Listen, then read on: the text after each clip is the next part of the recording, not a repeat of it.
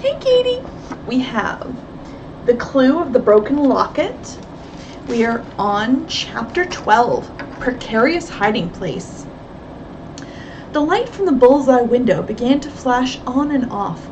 Surely this must be a signal, Nancy thought. She ducked behind a large bush and looked around uneasily. It occurred to her that a sudden light beam bounced on the ground could reveal her hiding place. Nancy began to count the flashes to see if they spelled an SOS message, like a message for help. SOS technically stands for Save Our Ship. It's used by sailors, but they did not. I may be letting my imagination run away with me, she told herself. It could be that the owner himself came back to find something in that room and is poking a flashlight into various places. That would make it seem as if a light were going on and off. Nancy's keen instinct told her, however, that this was not the right explanation. There were too many other suspicious and mysterious goings-on in connection with the Driscoll property.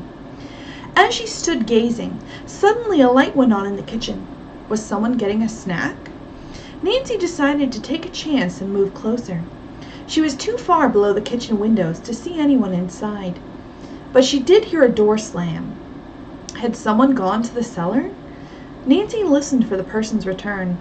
After a while, when she heard nothing, she began to wonder if the Driscolls carried on some kind of work down there. It occurred to Nancy that the signaling from the window might have been for someone waiting on the lake or in the woods, or, as she had guessed earlier, from a prisoner in the room. At that moment, she heard a muffled humming sound.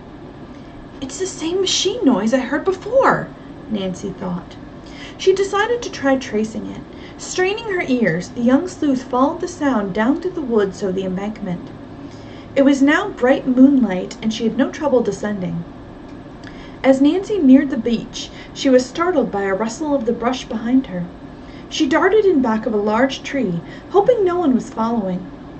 The rustling had stopped. There was complete silence now, except for the humming sound. Nancy took a chance and moved toward the beach. Suddenly she stopped, her heart beating faster. She noticed the silhouettes of two men standing not far from the water. Where had they come from? Now the humming noise was louder. The girl detective was sure she was near its source. Nancy was greatly puzzled. What was the source of the sound? Suddenly the men turned and walked directly toward Nancy. One of them was Vince Driscoll, the other a stranger, short, wiry, and partially bald. Hastily, Nancy retreated along the woods path. She looked back. The men had begun to climb the bluff. With a sigh of relief, Nancy paused, but the next moment the men stopped too. "She's here somewhere," said the stranger. "Carl saw her." Nancy tried to figure out who "she" might be. Did they mean me or the mysterious red-haired girl? Then she heard Vince say, "Come on, let's look over here." Again, they started in Nancy's direction. Sure she was in danger, the young sleuth tiptoed away. But as she stepped squarely on a dead branch, snapping it with a loud crack. "What was that?" she heard Vince growl. "Somebody's ahead of us." The men broke into a run, and Nancy had no choice but to run herself. Could she make her way to the cottage safely? A chilling thought struck her. The men might have a Confederate searching the woods. She could be trapped. Wondering what her best means of escape might be, Nancy decided on Henry Winch's dock. This was now not far away. "I can lower myself under it and hang on," thought Nancy. "If necessary, I can even drop into the water." As quietly as she could, Nancy continued running. But Vince and his companion evidently could hear her, for they hurried in the same direction. Nancy managed to reach Henry Winch's store. She dashed around the side, which was in the shadow, and let herself down underneath the dock. She clung to a supporting beam.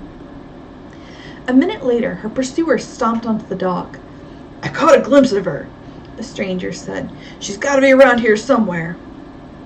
As Nancy's heart pounded, the two searchers circled the little building. She heard Vince say he would try the doors and windows. "They're locked," he growled in disgust. "Maybe she had a key. Why don't you bust in and find out?" the other man asked. In a moment, Nancy heard the tinkle of glass and the raising of a window sash. So, the curtain. There was silence for several seconds, then Vince's voice. "She's not here. You weren't seeing things, were you, Webby?" "I sure wasn't," his companion answered angrily. "Hey, maybe she's underneath this dock. Let's look."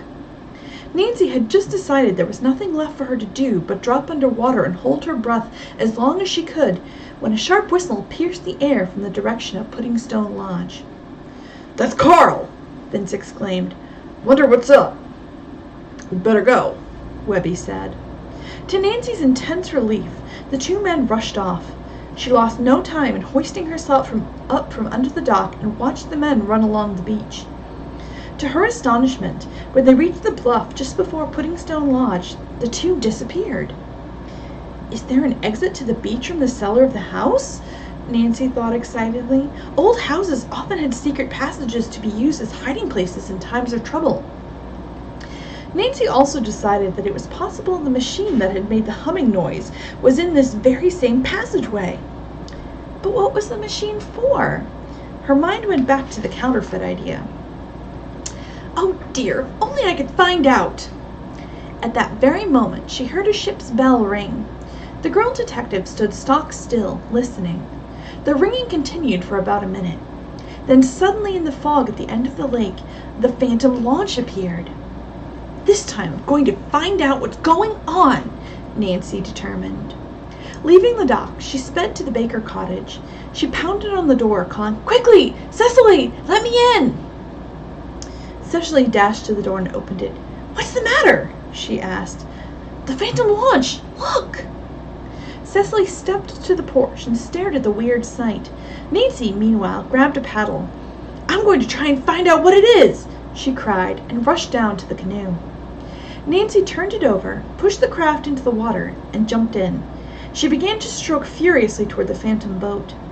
The shortest route was by the center of the lake, where the water was deepest.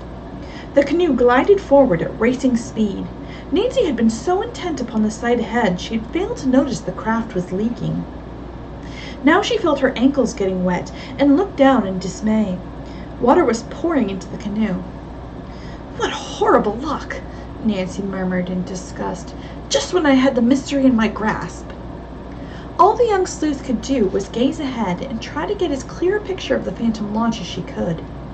Suddenly, a black cloud blotted out the moon. When it reappeared, the launch had vanished, and within seconds, the canoe sank. Uh-oh, trouble in the water.